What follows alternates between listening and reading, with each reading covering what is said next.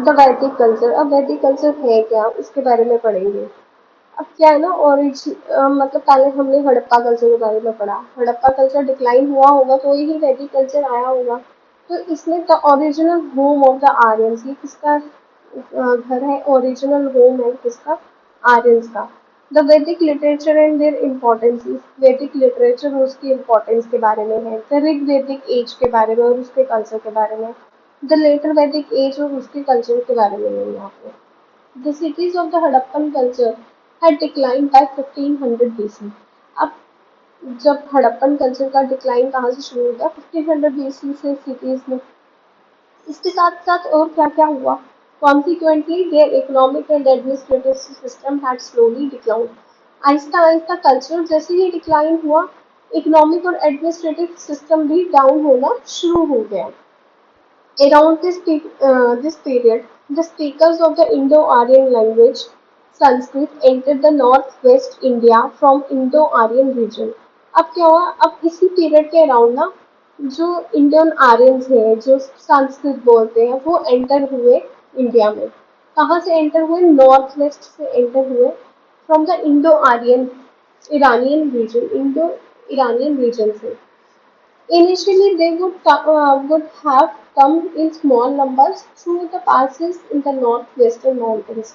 शुरू में क्या हुआ, ये छोटे नंबर्स पे आए और इसमें पास हुए और नॉर्थ वेस्टर्न माउंटेन्स में आ गए। मतलब यहाँ पे have come in small numbers, come numbers में आए और इसमें क्या हो गया, through the passes in the north west mountains, ये नॉर्थ वेस्ट माउंटेन्स में आके उन्होंने रहना शुरू कर दिया। Their initial sentiments were in the valleys of the northwest and the plains of Punjab. जो ये इनके इनिशियल सेटलमेंट्स है ना, ये कहाँ पे हुए, दिल्ली में हुए, नॉर्थ वेस्ट में हुए और प्लेन्स ऑफ पंजाब में हुए, मतलब नॉर्थ इंडिया वाली साइड पे। Later they move to the Indo Gangetic plains, फिर ये कहाँ पे चले गए, इंडो गैंजेटिक प्लेन्स वाली साइड चले गए। As they were mainly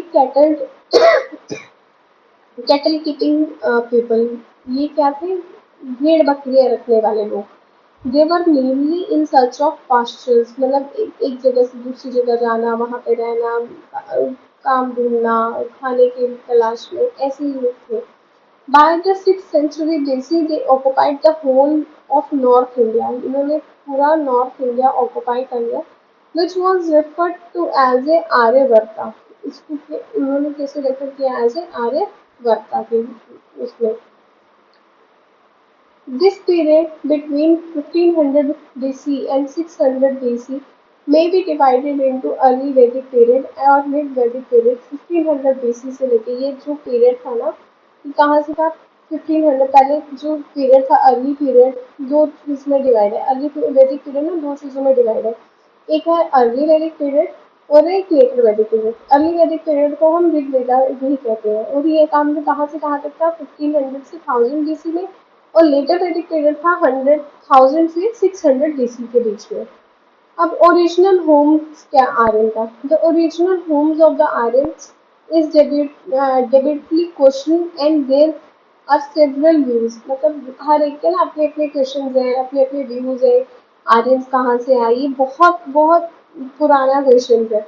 different scholars have identified different regions as the original home of the Aryans। अब हर एक ना डिफरेंट जो भी स्कॉलर्स है, उन्होंने डिफरेंट ही हर एक स्कॉलर का ना अपना कहना है कि इनका यहाँ घर हो सकता है, ये वहाँ घर हो सकता है, ये वहाँ से ओरिजिन है। दे इंक्लूड आर्टिक, कुछ लोग कहते हैं आर्टिक्स भी आए, कोई कुछ कहते हैं जर्मनी से, कुछ कहते हैं साउथ सेंट्रल एशिया से, कुछ कहते हैं साउदर्न रशिया से। बाल गंगाधर तिलक आर्ग्यूज दैट, उन्होंने क्या कहा, उन्होंने आर्ग्यू क्या किया, आर्ग्यूमेंट क्या दिया था अपना, that Aryans came from the Arctic region on astronomical calculation. कहाँ से आए, आर्यन से आए, किसके बेसिस पर उन्होंने ये चीज क्या है, और जो एस्ट्रोनॉमिकल कैलकुलेशन है उसको देख के बोला। However, the theory of southern, अब जो साउदर्न रशिया की है, appears to be more probable, उसको ज्यादा प्रोबेबल बोलते हैं, वाइडली एक्सेप्टेड, बहुत एक्सेप्ट किया हिस्टोरियंस ने। From there the Aryans move to different parts of Asia and Europe, यहाँ से वो कहते हैं कि एशिया, डिफरेंट एशिया में भी गए और यूरोप में भी गए। दे एंटर्ड इंडिया, अब इंडिया में कब आए? 1500 BC and came to be known as Indo Aryans. तब से इनको इस नाम से जानने लगे लोग, इंडो आर्यन के नाम से।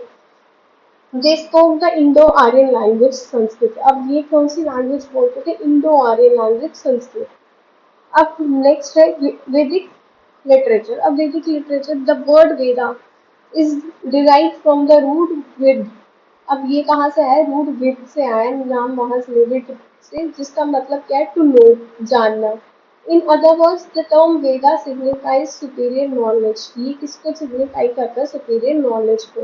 द वैदिक literature consist of 4 Vedas, 4 Vedas है। ऋग्वेद, ऋग, यजुर, साम और अथर्व। कौन कौन से 4 वेदास? ऋग, यजुर, साम, अथर्व। साम एंड अथर्व। द ऋग वेदा, सबसे पहला वेद कौन सा था? The Rig Veda. Rig Veda is the earliest of the 4 Vedas and consisting of 1028 hymns.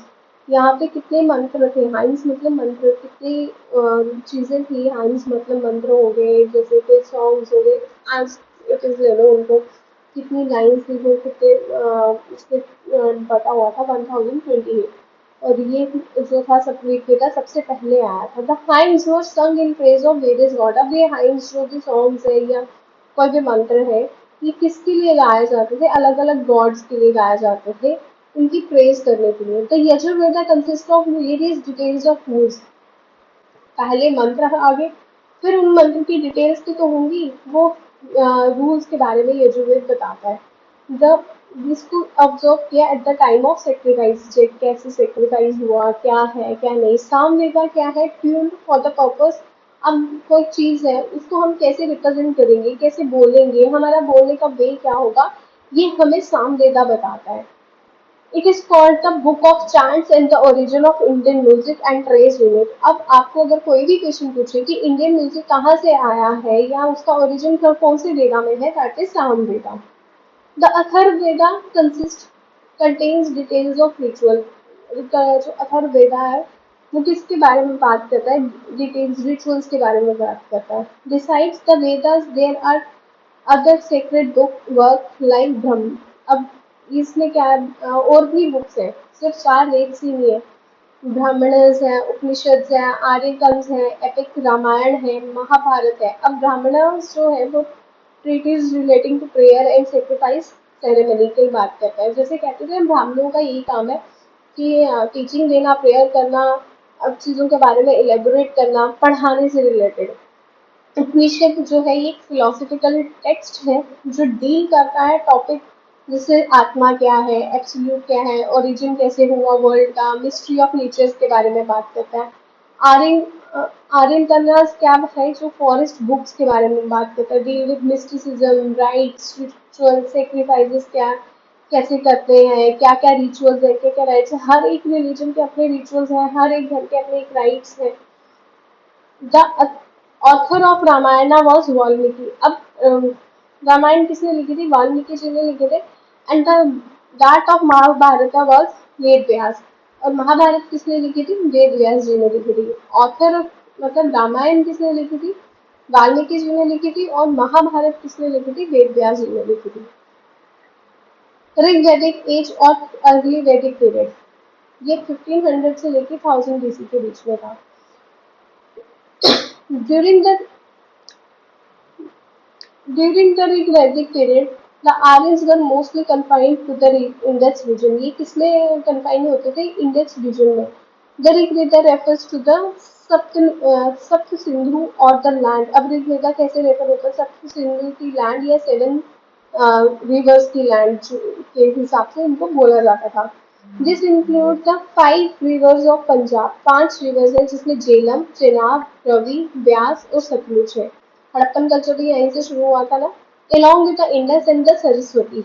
और कौन सी 2 और रिवर्स आ गई इनके साथ? इंडस और Saraswati. The political, social, cultural life of the Rigvedic people can be traced from the hymns of Rigveda. जो पॉलिटिकल, सोशल और cultural life है ना ऋग्वेदा वैदिक पीपल की, ये कहाँ से मिलते हुए ट्रेस कहाँ से होते? ऋग्वेदा से। जो वहाँ पे मंत्र है, वहाँ पे इन नामों को हम सुनते हैं। पॉलिटिकल ऑर्गेनाइजेशन कैसी थी अब उस टाइम पे। The basic unit of political organization was kula और फैमिली। कुल हम बोलते हैं ना, कुला यहाँ पे लिखा हुआ है, इट इज बेसिकली कुल, हमारी फैमिली में जैसे होता है। Several families join together on the basis of their kinship to form a village और ग्राम। क्या होता था, सारी एक बहुत सारी फैमिलीज मिलके एक गांव बना लेती थी। तो the leader of grama was known as gramani. जो लीडर होता था उसको क्या कहते थे, ग्राम का क्या कहा जाता था, ग्रामीण कहा जाता था। A group of village constituted a large unit called Visu। Large unit को कंस्टिट्यूट होके उसको कहने लगे विलेजेस। अब विलेजेस जुड़ने लगे, पहले फैमिलीज जुड़ी, फिर विलेजेस जुड़ने लगे, तो उनको क्या कहने लगे, विशु। It was headed by the Vishpati. जो उसको हेड करता था उसको क्या कहते थे, Vishpati. The highest political unit was called jana और ट्राइब। फिर हाईएस्ट पॉलिटिकल यूनिट के आगे जना और tribe. There were several tribal kingdoms during the Rigvedic period such as Bharata, Matsya, Yadus and Kurus।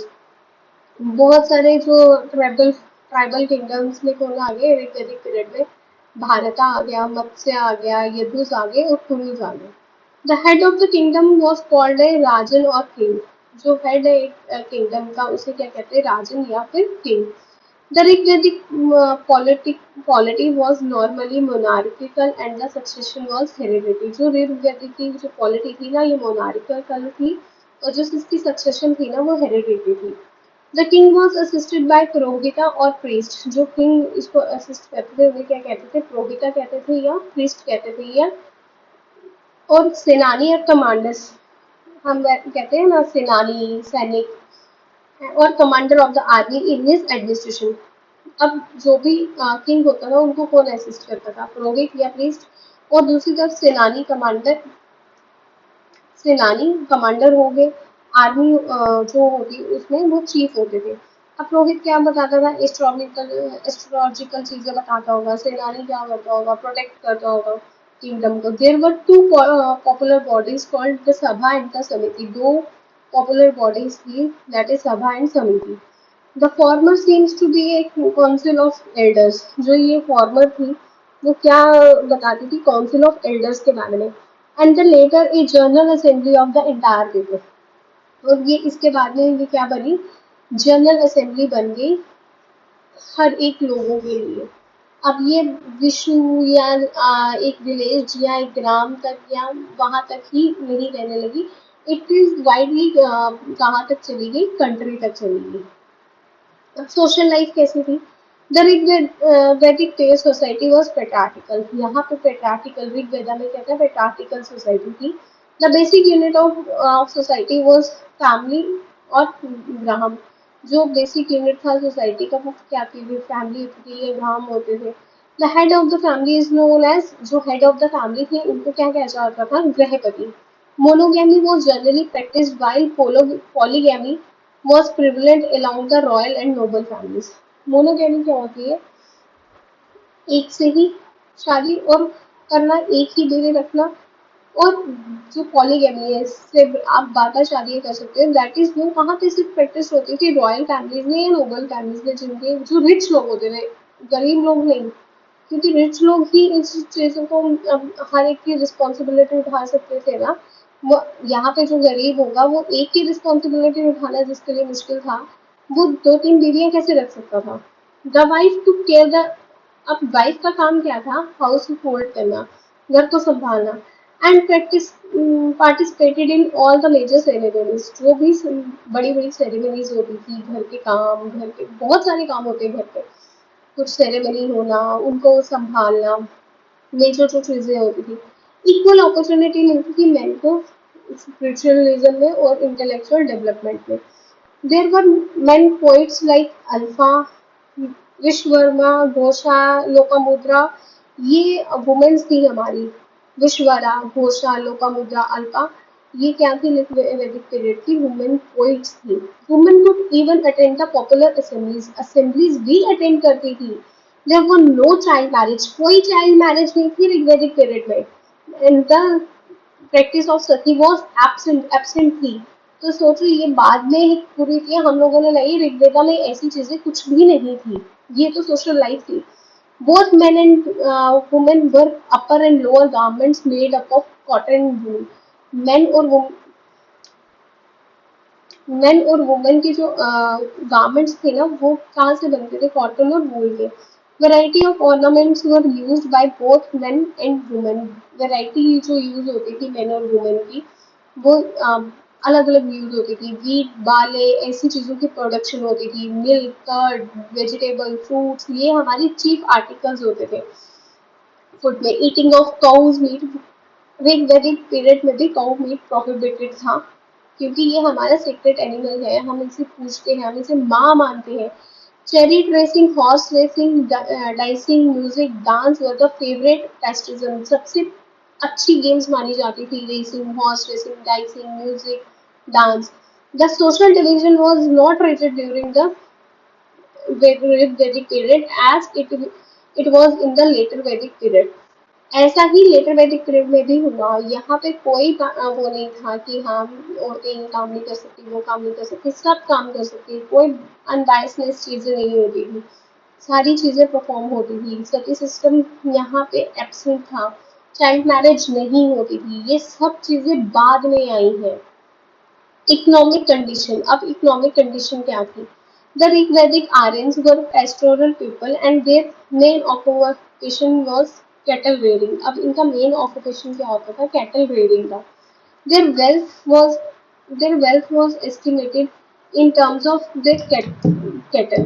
अब इनकी जो वेल्थ थी ना, ये कैसे एस्टिमेट की जाती थी? जिनके पास जितने ज्यादा जानवर वो उतना ज्यादा अमीर। Then they permanently settle in north India. जब वो नॉर्थ इंडिया में सेटल हो गए, they began to practice agriculture. वो एग्रीकल्चर में प्रैक्टिस करने लगे। With the knowledge and use of iron they were able to clean forest and bring more lands under cultivation. अब ये नॉलेज को लेके या यूज ऑफ आयरन को लेके ये क्या करने लगे? क्लीन करने लगे फॉरेस्ट, और अब यहाँ पे क्या लाने लगे? और लोगों को लाने लगे, कल्टीवेशन करने लगे। Carpentry was another important profession. Carpentry भी एक प्रोफेशन था। Availability of wood from the wood से लाते थे, क्लियर करते थे और उसको प्रॉफिटेबल एक प्रोफेशन बनाया हुआ था। अब ये कारपेंटर्स क्या करते थे? चैरियट्स एंड प्लोस का काम करते थे, खेती बाड़ी भी करते थे। वर्कर्स में मेटल, जो मेटल का काम करते थे, articles like bronze, copper, iron की चीजें बनाते थे। Stealing was another important occupation. Stealing का भी काम, जो फैब्रिक बनाते थे, जैसे कॉटन के फैब्रिक्स हो गए, वुलन के फैब्रिक्स हो गए, गोल्ड स्मिथ्स जो सुनार हो गए, वो ऑर्नामेंट्स बनाते थे। पॉटर्स का काम था, वो डोमेस्टिक घरों के लिए चीजें बनाते थे, वेसल्स यूज करते थे। अगर ये सब काम करते थे तो हम आज के टाइम पे बोला जाता है कि इनको शूद्र मानते हैं। अगर ये शूद्र थे तो लोग जो अपर कास्ट के लोग थे वो खाना कैसे खाते थे? यूटेंसिल्स ही नहीं हुए तो खाना कैसे खाएंगे? पत्ते तो नहीं खाते थे। अब देख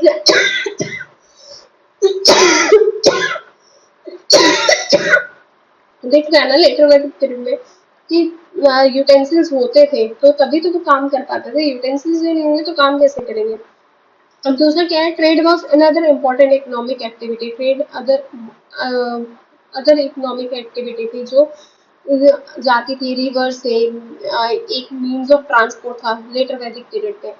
ट्रेड मतलब हमारे चीजों के साथ छेड़छाड़ हुई है कब? ब्रिटिश पीरियड में। ये तो यहाँ से ही पता लग रहा है ना, मैं कुछ खुद से तो कुछ नहीं बोल रही, ये फैक्ट्स हैं जो मैं ये बुक है, एनसीईआरटी की बुक है, वहां से बोल रही हूँ। तो इसका मतलब हमारी चीजों को बहुत ज्यादा मैनिपुलेट किया गया है, बहुत ज्यादा गलत बोला गया है। Trade was conducted on barter system. कैसे होता था बार्टर सिस्टम? बार्टर सिस्टम क्या होता है? मैं तुम्हें आटा दे रही हूँ तो इसके बदले तुम मुझे चीनी दे दो, चीनी नहीं चावल दे दो, ऐसी चीजें एक्सचेंज ऑफर में चलती थी। In the later items gold coins, फिर क्या आए? गोल्ड कॉइन्स आने लगे जिसको निष्का बोलने लगे। Were used as media of exchange in large transaction. जो लार्ज बड़ी बड़ी ट्रांजेक्शन के लिए यूज होने लगे गोल्ड कॉइन्स। अब रिलीजन क्या था? जो ये वर्शिप करते थे नेचुरल चीजों की, जैसे अर्थ, फायर, विंड, एयर और थंडर की। और ये प्रोफेशन पर्सनिफाइड जो नेचुरल फोर्सेस थी गॉड्स की, इनटू मैनी गॉड्स। बहुत गॉड्स में हम बिलीव करते हैं ना, राम भगवान, कृष्ण भगवान, और उनकी हम अलग अलग, हर कोई उन्हें अपना एक डायटी रखा हुआ है। पर ऋग्वेद में ये 5 जो गॉड्स थे ये बहुत इंपॉर्टेंट थे। कौन से? पृथ्वी, अर्थ, अग्नि, फायर, वायु, wind, Varun, rain, in fifth Indra, thunder. Indra was the most popular among them during the early Vedic period. सबसे पॉपुलर कौन थे? इंद्र थे. Next in the important into was Agni. सबसे उसके बाद कौन इम्पोर्टेंट था? अग्नि.